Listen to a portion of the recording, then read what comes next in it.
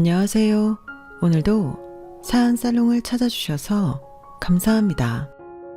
저는 경기도에서 남편과 새로운 삶을 시작하려는 30대 초반 여자입니다. 흔히 부모와 자식의 사랑을 이야기할 때 10손가락 깨물어 안 아픈 손가락 없다라는 말을 많이들 하잖아요. 하지만 저도 이번 일을 겪고 나니 그 말이 꼭 맞지는 않다는 걸 알겠더라고요. 깨물어 안 아픈 손가락은 없겠지만 손가락마다 길이가 다르고 쓰임새가 다르듯이 부모의 마음도 상황에 따라 다를 수밖에 없구나 싶었어요. 이건 어릴 때부터 어렴풋이 느껴왔던 부분인데 이번에 확실히 깨달았네요. 한서방, 이따 점심에 와서 TV 좀 고쳐주게. 어제 저녁까지 잘 나왔는데 갑자기 안 나와. 오늘 저녁에 드라마 봐야 하는데 말이야. 와서 좀 봐줘. 처음엔 여느 집과 다르지 않았어요. 제가 언니가 한 명 있는데 아직 결혼을 안 했거든요. 그러다 보니 저희 집의 유일한 사위인 남편은 부모님께 막내 아들 같은 존재였어요. 남편은 작은 음식점을 운영하고 있었는데 직장을 다니는 저나 언니와 비교하면 시간이 상대적으로 여유로웠거든요. 그래서 부모님은 무슨 일이 생기면 늘 남편에게 전화하셨어요. 그게 처음엔 오히려 고맙게 느껴지더라고요. 왜냐하면 저희 결혼이 그렇게 쉽게 이루어진 게 아니었거든요. 뭐? 네가 뭐가 아까워서 그런 고등학교 겨우 졸업한 남자랑 결혼하겠다는 거야? 결혼은 비슷한 형편에 하는 거라고. 내가 많은 걸 바래? 남들처럼 대학 나오고 직장 번듯한 데 다니고 그래야 말도 통하고 돈도 빨리 모아. 집도 장만할 거 아니냐. 고졸이면 어디 직장이나 다니겠니? 직장을 못 다니니까 작은 식당이나 하는 거 아니야. 이 엄마가 도시락 싸가며 이 결혼을 말려야 하냐? 이제 그만하면 알아들어야지. 엄마, 요즘에 어떤 시대인데 대학 타령이야. 그 사람이 공부 못해서 대학 못 간 것도 아니고 원래 장사에 관심 많아서 음식 장사부터 시작한 거야. 백종원도 음식 장사로 돈 많이 번 거 몰라? 대학 나와서 직장 좋은 데 가도 요즘은 사후정이라고 하잖아. 40 전에 회사 잘리면 말짱 꽝이구만. 그러니까 사람만 봐. 사람. 반듯하고 성실한 사람이야. 나 이 사람 아니면 결혼 안 해. 평생 혼자 살 거야. 너 그건 너무 극단적이고. 아니, 엄마가 뭐 사람 자체를 안 본다는 거야? 그래도 현실이라는 게 있잖아. 부모가 자식 걱정 안 하면 누가 해주니? 너는 아까운 대학까지 나와서. 사실 지방대도 대학이라고 4년제 나온 저를 부모님은 늘 아까워하셨어요. 그런데 남편은 헬스장에서 운동하면서 우연히 만났는데 저보다 1살 어리면서도 자기 주관이 뚜렷했거든요. 그리고 미래에 대한 믿음도 확고했죠. 지금까지 만났던 그 어떤 남자보다 듬직하게 느껴졌어요. 그래서 알면 알수록 이 사람이 아니면 안 되겠다 싶었고 교제 사실을 부모님께 알리자마자 엄청난 반대가 이어진 거예요. 그렇게 힘든 과정을 거쳐 결혼에 성공했는데 막내 아들처럼 부모님이 남편을 여기고 툭하면 전화해서 이것저것 부탁하시는 모습이 전 오히려 좋아 보였던 거예요. 이젠 우리 가족이 된 거니까요. 그리고 남편도 정말 성실하게 그 모든 부탁을 들어드렸고요. 왜 이렇게 늦게 왔어? 아무리 저녁 장사하는 식당이라지만 낮에 준비해야 한다며. 그런데 요즘 낮에 문 닫는 일이 많아진 것 같아. 설마 나 모르게 딴 살림이라도 차린 거야? 뭐? 갑자기 딴 살림이라니. 나 감시하러 온 거야? 감시는 무슨. 그냥 말 나온 김에 물어보는 거지. 사실 지난번 근처에 물어볼 게 있어서 나왔다가 봤거든. 문 열 시간 한참 지났는데도 닫혀있더라. 그래서 뭔 일 있나 싶었는데 그냥 넘어갔어. 그런데 오늘 또 문이 닫혀있더라고. 그래서 물어보는 거야. 설마 나한테 말 안 하고 다른 거 준비하고 있는 건 아니지? 아니야, 그런 거 없어. 오늘 인천 갔다 왔어. 인천? 설마 우리 집? 나한테 말도 없이? 그것도 이 낮에? 주말도 아니고. 맞아. 그런데 진정 좀 해. 숨 넘어가겠다.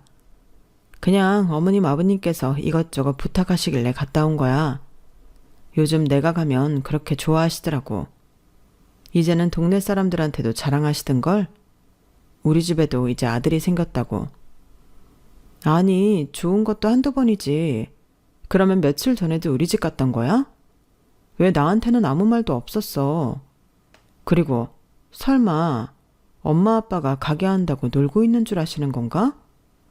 전화해서 뭐라고 해야겠다. 장사 잘하고 있는 사람을 왜 이리저리 불러내시는 거야? 오가는 시간이면 3시간은 그냥 날아가잖아. 아, 진짜 전화하지 마.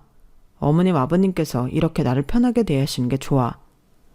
정말 싫고 불편하면 안 부르시겠지. 나를 가족처럼 여겨주시는 거잖아.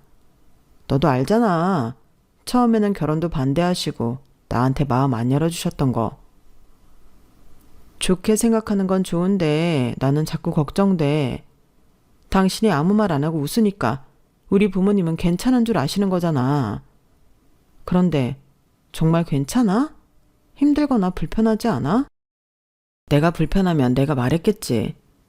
어머니 아버지도 내가 잘하고 있는 거 아시니까 더 의지하시는 거야. 좀 힘들어도 이런 과정 없이 어떻게 가족이 되겠어. 그러니까 너무 걱정하지 마. 그렇게 남편은 부모님의 자잘한 부탁을 오히려 가족으로서 인정받는 증거라고 여겼어요. 고졸이라고 눈에 흙 들어가기 전까지 결혼 반대하셨던 부모님이 맞는지 가면 갈수록 의문이 들 정도였죠. 하루가 멀다 하고 남편을 불러내 정말 사소한 일까지 시키셨거든요. 처음에는 저도 이런 모습을 보고 그래도 남편을 믿고 의지하시는구나 라고 생각했어요. 그런데 가끔 남편이 부모님의 부탁 때문에 식당 준비를 늦추거나 중요한 일을 미뤄야 할 때가 생기면서 마음이 복잡해지기 시작했어요. 남편은 그런 저를 이해하지 못했어요. 싫으면 부르지도 않으실 거야. 이렇게라도 가족처럼 가까이 지낼 수 있으면 난 좋아. 그 말을 들을 때마다 남편의 긍정적인 마음에 제가 괜히 예민한 것 같아 머쓱해지기도 했어요. 그렇게 2년 정도가 지났을 무렵 결혼 생각이 없다던 언니가 어느 날 갑자기 신랑감을 데리고 나타났어요. 뭐? 의사? 의사라고? 엄마, 뭘 그렇게 놀라. 의사 처음 봐? 엄마가 그렇게 놀라면 이 사람이 얼마나 민망하겠어. 어머, 미안해요. 내 정신 좀 봐. 병원 갈 때마다 어렵게 만나는 의사가 우리 집에 떡하니 앉아서 사위가 된다고 생각하니까 이게 꿈인지 생시인지 믿어지지 않아서. 아닙니다. 말씀 편하게 하세요. 의사도 평범한 사람인데요, 뭘. 어쩜 인성이 이렇게 좋은지. 많이 배운 사람이 성격까지 좋으면 요즘 말로 반칙 아닌가? 내가 이제 더 바랄 게 없네. 없어. 집안에 의사 사위 있으면 말 다 했지 뭐. 엄마는 언니가 데려온 사람이 의사라는 사실 하나만으로 기분이 한껏 들뜨신 것 같았어요. 그러더니 결국 말이 점점 더 격해지기 시작했죠. 안 그래도 결혼 생각 없던 지희가 결혼할 사람 데리고 온 데서 고졸이라도 반대 말고 찬성해야지 싶었거든. 지희 동생이 2년 전에 결혼했는데 멀쩡한 4년제 대학까지 나와서 대학도 못 간 고졸이랑 결혼한다고 난리를 쳤으니 부모 입장에서 반은 포기하게 되더라고. 그런데 일반 대학도 아니고 의대라니. 하늘은 역시 공평한가 봐. 사위 하나가 고졸인 대신 다른 사위 하나는 의대 졸업으로 끝과 끝을 달리니 말이야. 그 말을 듣던 남편은 잠시 웃더니 고개를 숙이더군요. 저는 순간 얼굴이 화끈거렸어요. 엄마, 사람 옆에 두고 그게 무슨 소리야. 의사 사위 봐서 좋은 엄마 마음은 이해하겠는데 그렇다고 둘째 사위 덤핑 처리하지 말아줘. 얘는 내가 언제 깎아내렸대? 사실대로 말했을 뿐이지. 고절인 건 고절인 거고 의대 나온 건 의대 나온 거 아니야? 괜한 시비 걸지 말고 과일이나 더 내와. 접시 빈 거 안 보여? 그때 어렴풋이 느꼈던 것 같아요. 그동안 남편을 불러들인 건 편해서가 아니라 무시였다는 것을 말입니다. 처음 인사 온 예비 형부는 의사라는 직업을 듣자마자 부모님의 총애를 한 몸에 받더라고요. 뭐 사실 누구나 좋아할 수 있는 직업이라 그런 부모님의 태도를 이해 못하는 건 아니었어요. 하지만 말끝마다 고졸사위, 못난 사위, 부족한 사위라는 말을 붙여가며 제 남편을 깎아내리는 건 아니라는 생각이었죠.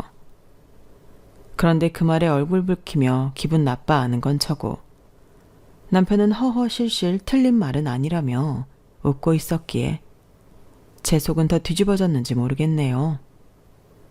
엄마, 이렇게까지 해야 해? 엄마가 하면 되는 거 아니야? 이걸 왜 한서방이 다 해야 하는데? 엄마 한서방 결혼할 때 이렇게 안 해줬잖아. 얘는 고졸사위랑 의사사위랑 같아. 그리고 너 결혼할 때는 엄마 혼자니까 해주고 싶어도 한계가 있었지. 그런데 지금은 같아? 더군다나 소라넷 사람이 음식 장사해서 음식을 못하는 것도 아니고 못해줄 건 또 뭔데? 당신 힘들면 나가서 TV 보고 있어. 식당 일에 비하면 집에서 음식 만드는 거 일도 아닌데 뭘 그래. 가족 되는 거니까 이왕이면 잘 대접해주면 좋지. 안 그래? 그래. 역시 가방끈은 좀 짧아도 장사해서 그런지 머리는 잘 돌아가네. 네 서방말 못 들었어? 괜히 좁은 주방에서 알짱거리면서 방해하지 말고 나가서 TV나 봐. 결혼 반대했던 저와 다르게 언니는 온 친척들이 팔 벌려 환영하는 결혼식을 성대하게 치렀어요. 그리고 신혼여행에서 돌아오는 날 새벽부터 남편을 들들 볶아 한 상 가득 음식을 차리게 했죠. 전날 장 보면 신선도가 떨어지기 때문에 아침 일찍 장 보는 것부터 시작해 하나하나 고기를 재우고 전을 부치는 등 할 수 있는 모든 음식을 다 만들어주고 싶어 보였어요. 문제는 그 음식들은 엄마가 하는 게 아니라 남편이 거의 전담하다시피 만들어야 했다는 점이었어요. 당신은 속도 좋다. 우리 엄마한테 제대로 된 사위 대접 한 번도 못 받아봤으면서 거기서 형부 음식을 만들어주고 싶어? 형님은 사위고 난 아들이니까 도와드리는 게 당연한 거 아니야? 뭐 아들? 언감생심? 떡 줄 사람은 생각도 안 하는데 김치국부터 마시는 소리하고 앉아있네. 엄마 하는 소리 듣고도 그런 말이 나와? 장모님이 표현을 못해서 그렇지 원래 어려워하는 사람 따로 있고 편하게 지내는 사람 따로 있는 거야. 나는 괜찮으니까 괜히 장모님 앞에서 화내지 마. 당신이랑 결혼하면서 내가 이 정도 각오도 하지 않았을까 봐? 나는 괜찮으니까 가서 TV나 보고 있어. 알았지? 남편은 그저 웃어 넘기려 했지만 저는 엄마의 말이 마음속에 남았어요. 엄마가 남편을 얼마나 낮게 평가하는지 명확하게 느낀 거죠. 그런 일은 시간이 지나면서 더욱 선명해지고 있었어요. 일 끝나고 오느라고 힘들었지? 안 와도 되는데 이렇게 집안 행사까지 챙기고 역시 배운 사람은 달라도 뭐가 달라? 여기 소파에 앉아서 TV 좀 보고 있어. 아직 제사 음식 만드느라 좀 있어야 끝나거든.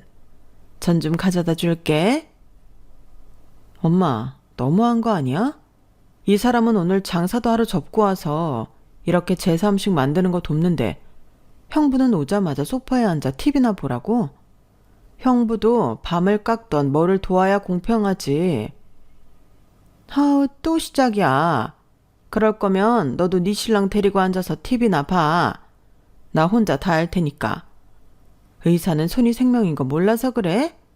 수술하는 귀한 몸을 어디 음식이나 만드는 한서방이랑 비교하고 그래? 하던 대로 하는 게 뭐 큰 잘못이라고? 너는 그 마음 씀씀이를 고쳐먹어. 어떻게 어릴 때랑 달라진 게 하나 없어. 재산은 물론 가족 모임에 늘 주방에서 친정엄마를 돕는 건 당연히 남편 몫이 되었어요. 형부가 생기기 전만 해도 친해지기 위한 시간이라 생각했었는데 이젠 명확하게 몸종 부리듯 남편 말 일 시킨다는 게 뻔하게 보이기 시작했죠. 그럴 때마다 친정엄마에게 따지고 들었지만 그때마다 돌아오는 건 핀잔뿐이었어요.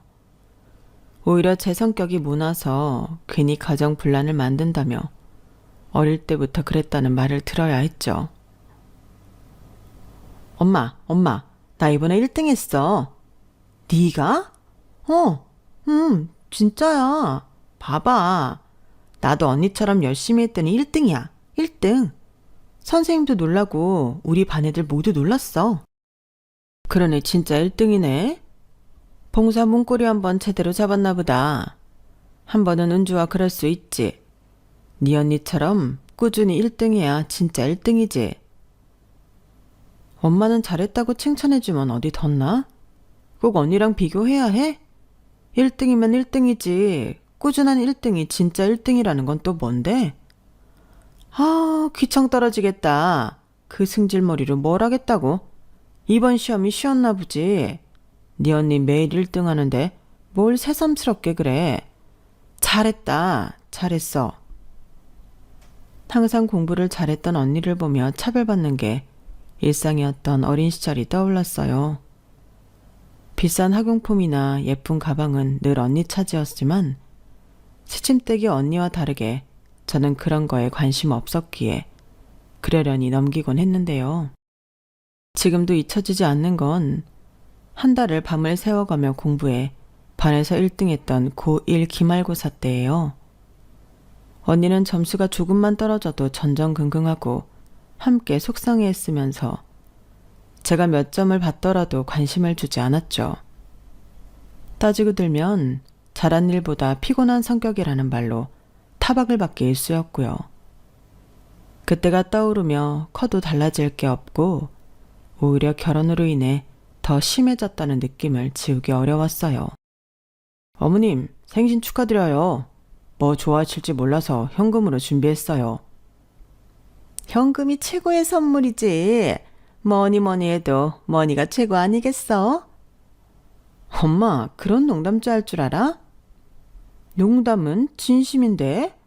그런데 우리 의사 사이가 얼마나 넣었길래 봉투가 이렇게 도톰할까? 이게 다 얼마야? 이렇게 많이 받아도 되는 건지 모르겠네. 너무 무리하는 거 아니야? 무리는요. 따님 예쁘게 키워서 주셨는데 이 정도는 당연한 거죠. 제가 지금 페이닥터라 많이는 못 드리지만 열심히 해서 병원 개원하게 되면 더 많이 드릴게요. 약소하지만 마음이라 생각하시고 받아주세요. 아유, 의사라 그런가. 통이 역시 남다르구만. 내가 지금까지 생일이라고 받은 건 이 생일상이 전부인데 이제야 제대로 된 사이 덕분에 생일 선물도 선물다운 걸 받네 그려. 엄마, 상 차리는 건 뭐 쉬운 건 줄 알아? 산의 진미로 싱싱하고 좋은 놈들 비싼 돈 주고 사와서 한창 사렸더니 뭐? 지금까지 제대로 받은 선물이 없다고? 아침부터 수고한 이 사람 보기 창피하게 정말 이럴 거야? 얘, 음식 차리는 게 뭐 대수니? 너는 평생 엄마가 차려준 밥상 얻어먹으면서 수고했다고 고맙다고 한 번이라도 말했어? 그래도 나 아무 말도 안 했다. 1년에 한 번 네가 차려주는 것도 아니고 네 남편이 차린 상으로 생색내려거든. 내년부터 안 해도 돼. 시키지도 않았는데 밥상 차리고 생일 선물 퉁 하는 거 누가 모를 줄 알고? 그래도 고등학교 나와 버는 게 변변치 않으니 내 아무 말 안 했다. 그런데 뭐? 이제 와서 누가 누구한테 뭐라는 거야? 그게 엄마 생일날 네가 할 소리야? 엄마 정말 여보, 나가자. 나가서 바람 좀 쐬고 오자. 어머니 생신인데 여기서 이러지 말고 우선 나가자. 어? 나봐. 할 말은 해야겠어. 한두 번이지. 엄마가 나한테 뭐라고 하는 건 다 참겠는데 당신한테까지 그러는 건 너무하잖아. 나가자. 나가서 얘기해. 그날도 결국 남편은 저를 달래며 자리를 피했어요. 사람이라는 게 다 그런 거야. 돈 많고 대단한 사람 좋아하는 게 당연하지 않아? 우리가 아직 자식이 없으니까 부모 마음을 온전히 다 이해하기 어려울 거야. 그러니까 너무 화내지 마. 우리가 더 잘하면 되는 거지. 어려운 자식 있고 편한 자식 있다잖아. 우리가 편한 자식이라고 생각하면 화낼 것도 없어. 저를 붙잡고 차근차근 이야기하는 남편을 보니 제 마음은 더 아팠어요. 부모라면, 적어도 부모라면 그러면 안 되는 거잖아요. 어린 시절부터 이어진 차별이 결혼 후까지 반복되는 걸 보며 제 마음 한켠이 조금씩 다치기 시작했어요. 남편은 어떻게든 좋게 넘어가려 했지만 저는 알고 있었던 것 같아요. 남편의 너그러움이 결국은 체념에서 비롯되었다는 걸 말이죠. 그래서 더욱 가슴이 아파왔어요. 그렇게 몇 달은 조용하게 넘어갔어요. 친정엄마도 무언가 느낀 게 있는지 낮에 수시로 불러내던 일을 안 하시더라고요.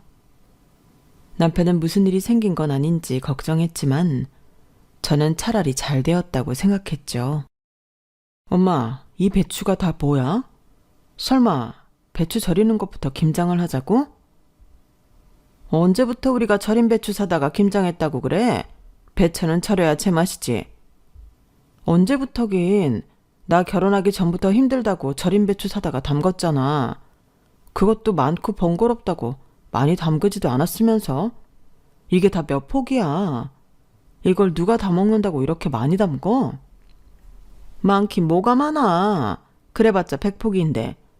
너도 결혼했고 네 언니도 결혼했잖아. 식구가 늘었으니 그만큼 많이 해야지. 우리 의사 사위가 내가 만든 김치가 맛있단다. 해줄 수 있는 게 김치라면 그깟 김치 못 담궈줄 건 뭐야? 안 그런가 한서방? 여기서 왜 한서방이 나와? 김치는 형부가 좋아하는 거라며? 이 사람은 김치 있어도 그만 없어도 그만이야. 알면서 그래. 내가 한서방 입맛까지 어떻게 알아? 그리고 이 많은 걸 그럼 나 혼자 해? 당연한 소리를 가지고 넌 또 왜 트집이야? 그럴 거면 넌 니네 집에 가. 괜히 분위기 흐리지 말고. 그런데 웬 소고기? 김장하고 나면 수육 먹는 거 아니었어? 우리 밥 먹고 왔는데. 누가 너 먹으라고 소고기 굽는 줄 알아? 네 형부 오전에 피부과 예약이 있어서 환자 보고 바로 내려온다고 해서 밥 준비하는 거야. 식사도 못하고 바로 오느라 얼마나 배고프겠어. 그래도 의사라고 입맛 까다롭지 않고 내가 한 거 잘 먹으니까 얼마나 이쁜지. 한서방, 자네는 뭘 그렇게 멀뚱멀뚱 서 있나? 나가서 배추 쪼개고 소금부터 뿌리지 않고. 이 많은 걸 한서방 혼자 하라고? 누가 혼자 하래? 너도 있고 나도 있는데 네 아빠도 있고. 네 사람이면 한 사람당 25포기면 충분하겠네. 더 할 걸 그랬나? 그렇게 생각하니까 별로 없네. 무슨 소리야. 저 김치 대부분 형부 줄 거 아니야? 그럼 형부가 해야지. 왜 엄한 사람 잡아? 우리가 할 게 아니라 형부랑 언니가 주도적으로 해야지. 언니도 형부랑 온다고 코빼기도 안 보이는 거야? 일도 하던 사람이 해야지 금방 끝나는 거지. 걔네가 할 줄 아는 게 뭐 있다고? 평생 공부만 했던 샌님들이라 김장하라면 아마 몇 날 며칠 걸릴 거다. 그리고 귀한 의사사위한테 손에 물 묻히면 안 되지. 오늘도 피부 시술하고 내려온댔는데 피부과 의사는 이 손감각이 중요한 거 몰라? 잔말 말고 한서방이랑 나가서 배추부터 쪼개고 있어. 나도 상 차려놓고 금방 나갈 테니. 한동안 잠잠하다 했더니 이런 꿍꿍이가 있을 줄은 정말 몰랐어요.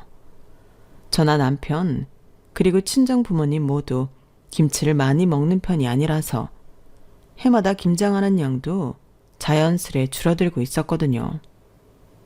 그런데 형부가 엄마 김치 맛있다고 한마디 했다는 이유로 올해 김장 전부를 제가 떠먹게 생겼더라고요. 순간 화가 머리 끝까지 나서 뭔가 짜지려고 했는데 남편이 저를 살짝 잡았어요. 한 손으로 제지하면서 조용히 있어 하는 눈짓을 보내는데 저도 모르게 당황했어요. 그러더니 저를 슬며시 현관문 쪽으로 밀더라고요. 내가 알아서 정리할 테니 잠깐 나가 있어. 귓속말로 이 말을 하는데 순간 머릿속에 물음표가 가득 찼어요. 대체 뭘 알아서 한다는 건지 감이 전혀 잡히지 않았거든요. 평소 남편 성격을 보면 좋은 게 좋은 거라고 싫은 소리도 잘 못하는 편이라 설마 무슨 말을 하겠어 싶었죠.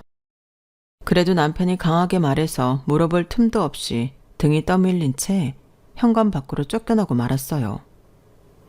문이 닫히기 직전에 남편이 한쪽 눈을 찡그리며 윙크를 했어요. 사실 남편은 윙크를 제대로 못해서 그 흉내를 내는 모습이 참 우스꽝스러웠죠. 저도 모르게 헛웃음이 나오면서 궁금증이 더 커졌어요. 현관문을 열어볼까 싶었지만 이내 남편을 믿기로 했어요. 그렇게까지 신호를 보내 남편을 무시하고 들어가는 건 아무래도 아닌 것 같았으니까요. 그렇게 혼자 마당에서 배추를 다듬고 있는데 얼마 지나지 않아 형부랑 언니가 도착했어요. 간신히 아는 척만 했지만 같이 집 안으로 들어가고 싶지는 않았어요. 들어가봐야 기분 나쁜 일만 생길 게 뻔했으니까요. 오히려 그때까지도 안 나오는 남편이 이제 나올 때가 되지 않았나 싶었죠. 대체 언제까지 집 안에 있으려고 그래? 그런데 형부가 들어간 지 한참이 지나도 남편은 물론 가족들 모두 마당에 나오지 않는 거예요. 기다리다 지쳐서 결국 현관문을 열고 들어가며 핀잔 섞인 말을 던졌어요. 그러다 그 광경을 보고 제 눈이 휘둥그레졌어요. 아우, 한서방, 다시 생각해주게. 우리가 그동안 한서방을 그렇게 대했던 건 편해서 그런 거야. 모르겠나? 원래 잘난 아들은 남의 아들이고 못난 아들이 내 아들이라고 하지 않나. 의사사위는 백년 손님이라서 남이니까 욕 안 먹으려고 잘해주는 척했던 거지. 자네도 알지 않나? 내가 자네를 얼마나 아들같이 편하게 생각했는지 말일세. 그래, 한서방. 사실 처음엔 우리 딸보다 학력이 모자라서 마음에 안 들었던 건 사실이네. 하지만 결혼하고 나서는 한 번도 마음에 안 든다는 소리를 하지 않지 않았나. 내가 자네를 얼마나 아꼈으면 전화해서 도와달라고 했겠나? 자네를 아들처럼 생각해서 그런 거라네. 신발을 벗기도 전에 거실에 들어서며 마주친 장면에 온몸이 굳어버렸어요. 친정 식구들이 모두 남편 앞에 납작 엎드려 비는 듯한 자세를 취하고 있었거든요. 언니와 형부는 무릎을 꿇고 아무 말도 하지 않았고, 엄마와 아빠는 무슨 일인지 모르겠지만 남편에게 사정하듯 제발 봐달라는 말을 반복하고 있었어요. 주위를 둘러보니 무슨 봉투가 떨어져 있었고 그 주변에는 꽤 많은 문서들이 흩어져 있었어요. 조심스럽게 다가가 문서를 하나둘 집어들었는데 그 순간부터 가족들이 저를 향해 사정하기 시작했어요. 지민아, 추운데 설마 지금까지 밖에서 배추 다듬고 있었던 건 아니지? 여기 앉아있어. 배추는 우리가 자를게. 그래, 지민아. 네 말대로 생각해보니 너나 한서방은 김장을 그렇게 많이 먹지도 않는데 너희한테만 부담을 줬던 것 같아. 내 말이 맞아. 앞으로는 그런 힘든 일 시킨다고 괜히 부르지 않을게. 그러니 혹시 서운했던 거 있으면 마음 좀 풀어줘. 그래. 사실 의사사위가 직업이 멀쩡해도 편하기는 쉽지 않지. 백령 손님이라 모셔야 하는 입장이니까 솔직히 올 때마다 썩 반갑지 않았던 것도 사실이야. 오늘도 봐봐. 뭘 해줘야 할지 몰라서 30가지 반찬 만드느라 반나절이 다 갔잖니. 그래. 사실 우리도 항상 한서방을 아들처럼 생각했어. 막내 아들이다 생각하고 편하게 대해주다 보니 이것저것 도와달라고 부탁하는 것도 쉬웠고. 그런데 네가 서운해할 거라고는 전혀 생각하지 못했어. 오히려 자식처럼 잘 챙겨준 건 네가 좋아할 거라고 생각했는데 그러니까 서운한 거 있으면 다 풀고 한서방한테 말 좀 잘해줘. 어? 바닥에 흩어져 있는 문서들을 하나씩 집어들었어요. 종이 한 장 한 장을 넘길 때마다 눈에 들어오는 단어들이 너무나도 생소했지만 하나는 확실히 알 수 있었어요. 그것은 단순한 종이가 아니라 중요한 거래와 관련된 문서들이라는 사실이었어요. 매매 계약서, 공증된 서류들, 그리고 그 아래쪽에 찍힌 도장. 도장에 새겨진 글씨를 보는 순간 가슴이 철렁 내려앉았어요. 부모님 인감도장이잖아. 숨이 턱 막혀왔어요. 눈앞의 상황이 전혀 믿기지 않았고 머릿속은 더 혼란스러워졌어요. 그 순간 문득 한 달 전 일이 떠올랐어요. 언니 심부름으로 형부의 병원에 뭔가를 전달하러 갔을 때였어요. 병원 복도에서 들려왔던 형부의 목소리. 그때 형부는 의사 동기들에게 큰 소리치며 자신에게 무언가를 자랑하고 있었어요. 그때 분명 개원할 거라고 큰 소리쳤던 것 같은데 형부의 말투와 자신만만한 표정이 선명하게 떠올랐어요. 설마 그때 그 일이 이거랑 관련이 있나? 하는 생각이 번쩍 머릿속을 스쳤어요. 점점 불길한 예감이 깊어졌어요. 그때 갑자기 남편의 목소리가 들려왔어요. 분명히 말씀드리지만 저는 와이프 뜻을 따를 겁니다. 지민아, 이리 와서 앉을래? 내게 보여줄 게 있어. 남편이 내 손을 잡고 소파로 이끌었어요. 마당에서 배추를 다듬다 들어온 저는 거실에 모인 가족들의 긴장된 표정을 보면서 남편 이야기를 들었죠. 기억나? 네가 지난번에 형님이 병원에서 개원한다는 말을 한 것 같다고 했었잖아. 그러고 보니까 내가 올 때마다 형님도 자주 장모님 댁에 오시더라고. 그러더니 언젠가 청와대에 아는 사람이 있다며 재개발한다는 말을 하시길래 궁금해서 물었더니 나는 고졸이라 모를 테니 상관 말라시더군. 그래서 알아봤지. 궁금한데 알려주지 않으니까. 남편은 테이블 위에 서류차를 펼쳤어요. 우리 식당에 검찰 수사관님이 단골로 오시거든. 그분께 법적 조언을 구했어. 수사관님 말씀이 이런 경우엔 누구나 열람 가능한 등기부 등본이나 공시 자료부터 확인해 보라고 하시더라고. 남편이 첫 번째 서류를 보여줬어요. 여기 등기부 등본이랑 근저당 설정 자료를 봐봐. 세 군데 은행에서 총 5억 원의 대출이 있어. 부모님께서 최근에 대출을 많이 늘리신 걸 보면 뭔가 이상해서 찾아봤거든. 재개발 소문은 구청 민원실에서 정식으로 확인했는데 장모님 동네는 재개발 예정 지역이 아니래. 오히려 역사 문화지구로 지정 검토 중이래. 여기 공문이야. 게다가 동네 이장님이랑 통장님들이 다 증언해 주셨어. 형님이 돌아다니면서 재개발 확정이라고 하셨다고. 남편의 말은 여기서 끝이 아니었어요. 그리고 여기 더 중요한 자료가 있어. 형님은 아직 전문의 자격도 없으신데 성형외과 원장님으로 홍보하면서 상담비를 받고 계셨어. SNS에 직접 올리신 광고랑 상담 후기들 다 캡처해뒀어. 남편은 파란색 서류철에 마지막 장을 펼쳤어요. 이런 무면허 의료 행위는 즉시 구속사유가 된대. 검찰에 이미 제보했고 수사관님 말씀으로는 의사 면허가 있다면 취소될 수 있는 사안이래. 순간 앞이 캄캄해졌어요. 친정 부모님 집이 근저당 잡힌 것도 어이없었는데 형부의 의료법 위반이라니. 가족들이 왜 이렇게 비통한 표정을 짓고 있는지 이해가 됐어요. 그래도 해결책은 있어. 내가 그동안 가게 확장하려고 모아둔 돈이 있거든. 여기 통장 사본 봐봐. 4억 8천이야. 부모님 집이 경매로 넘어가기 전에 우리가 매입하면 돼. 남편은 잠시 숨을 고르더니 제 눈을 똑바로 보며 말했어요. 이제 선택은 네 몫이야. 고소장을 제출할지 합의를 할지 난 네가 하자는 대로 할 거야. 그동안 네가 속상해하면서도 참아준 거 다 알아. 이제는 내가 해결해 줄게.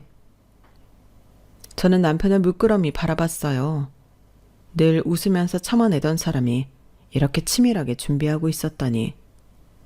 고졸이라고 무시당하면서도 법의 테두리 안에서 해결책을 찾아낸 남편이 너무나 자랑스러웠어요. 그런 저의 마음을 부모님과 언니, 그리고 형부도 아는 것 같았어요. 지민아, 한서방이 얼마나 대견한지 몰라. 남들은 대학 다니느라 억 단위로 돈을 쓴다는데 차곡차곡 모아서 5억 가까이 모으고 얼마나 대단한지 내가 이번에 제대로 알았다니깐? 내 말이 그 말이야. 아무리 의사면 뭐해. 빚 좋은 개살구지. 허우대 멀쩡해서 직업 탄탄하다고 좋아했는데 뒤에서 이렇게 호박씨나 까고 있을 줄 누가 알았겠냐고. 그래 지민아. 우리 한서방 아니었으면 이 엄동설안에 바닥에 나앉을 뻔했어. 이래서 집안에 사람을 잘 들이라고 했나 봐. 우리가 뭐에 씌어도 단단히 씌었었나 봐.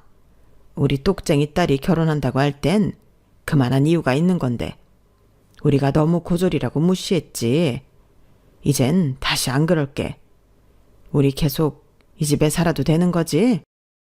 순간 가슴 한켠이 서늘해지더군요. 부모님 말씀에 담긴 진심이 보였거든요. 저처럼 남편이 고맙고 자랑스러운 게 아니었어요. 남편을 인정하는 게 아니라 이 집에서 계속 살 수도 있다는 안도감이 그들의 진짜 마음이었어요. 이제야 남편이 인정받는다고 착각했던 그 잠깐의 순간이 아련한 자기 위안이었다는 게 서글펐죠. 결국 그들에게 남편은 여전히 고졸 못난 사위였어요. 다만 이젠 쓸모있는 고졸 사위가 된 것뿐이었어요. 갑자기 차가운 물을 끼얹은 듯 정신이 맑아지고 있었어요. 그 말을 듣는 순간 더 이상의 미련 같은 것도 사라지는 것 같았죠. 남편을 향한 미안함과 안쓰러움, 고마움 등이 교차하고 있었어요. 지민아, 설마 형부 고소할 건 아니지? 막말로 네가 피해를 본 것도 아니고 가족끼리 그건 너무 막장이잖아. 안 그래? 형부가 너한테 잘못한 것도 아니고 부모님 일은 나도 정말 몰랐어. 이 사람이 워낙 인맥이 많아서 정말 그런 줄 알았다고. 그래도 경매를 넘어가기 전에 매부가 일을 해결하게 되었으니 다 잘 된 거잖아. 그치? 그래 지민아. 가족끼리 얼굴 붉혀서 좋을 게 뭐 있어. 좋은 게 좋은 거라고 이쯤에서 좋게 끝내자. 아, 언제까지 네 엄마 엎드려서 빌게 만들 셈이야. 우리가 남도 아니고. 당신도 그만 일어나. 뭐 죽을 죄를 졌어? 살다 보면 더 큰일 하려고 실수할 수도 있는 거지. 앞으로 안 그러면 되는 거잖아. 안 그래? 꿀먹은 벙어리처럼 입 다물고 있지 말고 지민이한테 사정이라도 해봐. 얘 꼬라지 부리면 장난 아니란 말이야. 아무 말 안 하고 있다가 괜히 고소한다 뭐한다 이야기 듣지 말고 당신도 한마디 해. 당신도 그렇게 멀뚱히 있지 말고 한마디 해. 설마 형부가 말하는데 처제가 무시하겠어? 처제, 내가 처제 볼 면목이 없다. 그래도 정말 악한 마음으로 그런 거 아니야. 집이야 가지고 있어도 큰돈 안 되는 거 처제도 알잖아. 그런데 집값 5억으로 개원할 수 있어야지. 기계값도 무시 못하는데 내가 진짜 조금만 수익 보고 개원하려다가 운이 안 좋아서 그렇게 된 거야. 그거 아니었으면 개원도 무사히 했고 장모님 장인어른도 더 좋은 집으로 이사시켜 드리려고 했어. 진짜야. 내가 의대 나왔는데 거짓말하겠어? 못 믿는 거 아니지? 저는 한동안 아무 말도 하지 못한 채 깊은 숨을 내쉬었어요. 거실은 마치 시간이 멈춘 듯 숨소리마저 들리지 않을 만큼 고요했죠. 모든 시선이 저를 향하고 있었지만 그 시선 속에는 걱정과 조바심, 그리고 약간의 불안함이 섞여 있었어요. 그러나 그 무거운 시선들 속에서 단 한 사람, 남편만은 조용히 저를 바라보며 작은 미소를 짓더군요. 그의 눈빛은 괜찮아. 네가 어떻게 선택하든 나는 네 편이야 라고 말하는 듯 했어요. 그 따뜻한 위로가 저를 붙잡아주는 유일한 힘이었어요. 지민아, 우리가 많이 부족했다. 근데 이번만 봐주면? 엄마의 말에 가슴 한켠이 욱신거렸어요. 여전히 자신들의 잘못은 인정하지 않은 채 제가 어떤 판단을 내릴지만 기다리고 있었거든요. 마치 제가 여전히 그들의 평가를 기다려야 하는 부족한 딸인 것처럼요. 저는 나지막하지만 단단한 목소리로 입을 열었어요. 지금 다들 하시는 말씀을 좀 정리해보죠. 그러니까 형부는 엄마 아빠한테 재개발될 테니 좋은 가격에 팔아주겠다고 인간 가져가 대출을 받았다는 거죠. 그걸로 투자해서 다 날리고 결국 이 집은 경매로 넘어가게 생겼다는 거고요. 그걸 한서방이 알아가는 과정에서 형부가 의료법을 위반했다는 것도 알게 된 거고요. 그래 지민아, 누가 알았겠니? 명의는 여전히 네 아빠 명의잖니. 이 집을 담보로 대출을 받았을 거라고 생각이나 했겠냐고. 우리 한서방 아니었으면 갑자기 빨간 딱지 붙여지고 영문도 모르는 채 쫓겨날 뻔했어. 근데 이런 상황에서도 왜 다들 자기 잘못은 인정하지 않으시는 거야? 고졸이라고 무시하던 사람이 이제는 집 지키는 수문장이 됐다고 생각하는 거지. 한서방한테 한마디 사과도 없이 그저 이 집에 계속 살 수 있게 된 것만 다행이라고 생각하는 거잖아. 목소리가 떨렸지만 더는 참을 수 없었어요. 엄마 기억나? 내가 결혼한다고 했을 때 엄마가 뭐라고 했는지?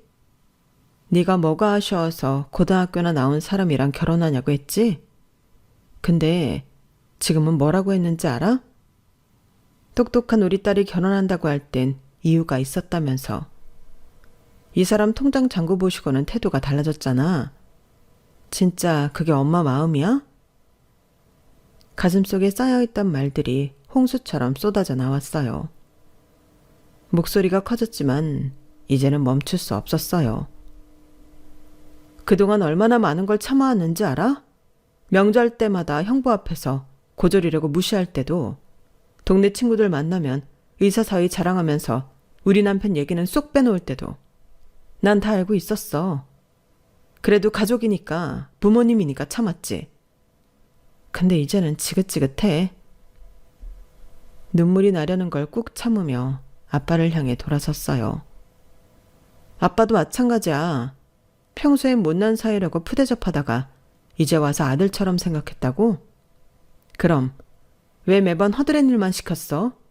아빠는 아들 있으면 귀찮고 번거로운 일만 시킬 생각이었어? 의사 사위는 소위 귀하다고 했으면서 한서방이 뭐라고 하루 종일 부려먹었냐고. TV 고장났다. 수도꼭지 망가졌다. 심지어 김장철이면 온종일 잡아두고. 그게 아들처럼 생각하는 거야? 쏟아내는 말 한마디 한마디가 가슴속 응어리를 녹이는 것 같았어요. 언니도 형부가 의대 나왔으니까 거짓말은 안 한다고? 지금 이 상황에서도 그런 말이 나와? 남편은 고졸이라고 천대하더니 의사라서 거짓말도 용서가 되나 봐? 거짓말로 부모님 집을 담보 잡아 사기치고 의료법까지 위반했는데 그래도 의사니까 봐달라고? 잠시 숨을 고르며 주먹을 꽉 쥐었다가 폈어요. 이제는 더 이상 물러설 것도 물러설 이유도 없었어요. 이제 모든 게 너무 선명하게 보여. 그동안은 내가 예민해서 그런가, 내가 너무 민감한가 했는데 아니었네. 엄마 아빠는 진심으로 남편을 인정한 게 아니라 그저 이 집에 계속 살고 싶어서 비위나 맞추시는 거잖아. 이제 와서 무슨 가족이 어쩌고 좋은 게 좋다는 건지. 남편을 바라보며 마지막 힘을 냈어요. 나 결정했어. 고소할 거야. 더는 이대로는 안 되겠어. 그동안 내가 얼마나 많은 걸 못 본 척했는지 이제야 알겠어. 나한텐 이제 이 사람이 전부야. 학벌 없다고 무시당해도 묵묵히 견디면서 이런 가족을 지키려 애쓴 사람. 이 사람이 내 가족이야. 이제 와서 돈 보고 사랑 값어치를 매기시는 엄마 아빠와는 더는 함께하고 싶지 않아. 거실은 다시 침묵에 빠졌어요. 하지만 이번에는 달랐어요. 더는 숨막히는 침묵이 아니었죠. 제 안에서 무언가가 확실히 정리되는 시원한 침묵이었거든요. 어릴 적부터 이어진 차별, 결혼 후의 푸대접, 그리고 지금의 위선까지 선명하게 떠오르는 모든 것을 쏟아내니 오히려 후련했어요. 평생 부모님 눈치 보면서 인정받으려 애쓰며 살았어. 공부 잘하는 언니한테 밀려서 상처받고 결혼할 때도 고졸 신랑이라고 무시당하고. 근데 이제 보니까 그 모든 게 의미 없었네. 엄마 아빠는 영원히 나를 부족한 딸로만 보실 테니까. 남편이 조용히 제 손을 잡았어요. 그의 손은 따뜻하고 든든했어요. 이제 진짜 가족이 누구인지 알았으니까요. 돌아서는 제 등 뒤로 가족들의 애원하는 소리가 들렸지만 더는 마음이 흔들리지 않았어요. 결국 저는 형부를 무면허 의료행위와 사기 혐의로 고소했고 진정한 사과 없이는 합의하지 않겠다고 선언했어요. 경찰 조사와 검사 수사 과정에서 환자들을 기만하고 부당하게 돈을 받아낸 추가 혐의도 발견되었죠. 1심에서 형부는 집행유예 3년을 선고받았고 보건복지부의 심의 끝에 의사 면허도 취소되었어요. 형부가 불복해 행정소송을 제기했지만 받아들여지지 않았어요. 환자의 생명을 다루는 의료인의 중대한 위반이라는 게 법원의 판단이었죠. 언니는 처음엔 형부 편을 들며 절 원망했지만 재판 과정에서 드러난 추가 비리들을 보고 충격을 받았나 봐요. 결국 이혼을 결심했다고 하더군요. 부모님 집은 남편이 가지고 있던 돈으로 매입했고 전세로 세입자를 받았어요. 그렇게 생긴 전세 자금으로 부모님 두 분이 살 수 있는 집을 구하시라고 했어요. 가족이라는 이유로 이용만 당했지만 그래도 부모님이니까 바닥에 나앉게 할 수는 없었거든요. 부모님은 전세 자금을 받으시고도 고맙다는 말은 하지 않으시고 쫓겨나는 당신들의 처지를 한탄하셨죠. 결국 언니네 근처로 이사를 가셨다는 소식을 친척들을 통해 전해 들었어요. 처음에는 친척들이 연락해서 부모 자식 간에 어떻게 그럴 수 있냐며 저를 다그치기도 했지만 이제는 시간이 지나면서 연락도 뜸해졌어요. 명절 때마다 문자라도 드려야 하나 싶다가도 여전히 저를 이해하지 못하실 거란 생각에 차마 연락하지 못하고 있어요. 저는 회사를 그만두고 남편의 일을 돕기 시작했어요. 처음에는 걱정도 됐지만 함께 일하면서 오히려 더 든든했어요. 얼마 전에는 기쁜 소식도 생겼죠. 임신 6주 차라고 하더군요. 병원에서 들은 첫 태아의 침장 소리에 남편은 눈물을 흘렸어요.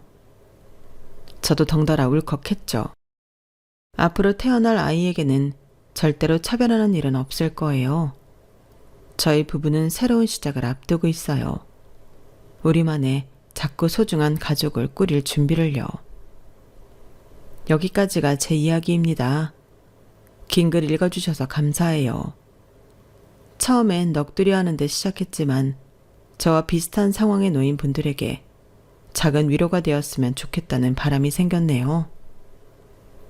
차별과 편견은 우리를 아프게 하지만 그것을 이겨내고 나면 더 단단해진 나를 만날 수 있다는 걸 저는 느꼈습니다.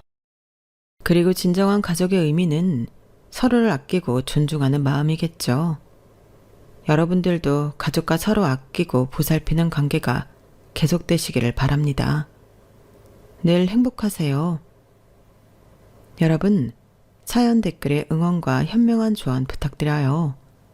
좋아요와 구독은 저에게 큰 힘이 됩니다. 오늘도 좋은 일 가득하세요.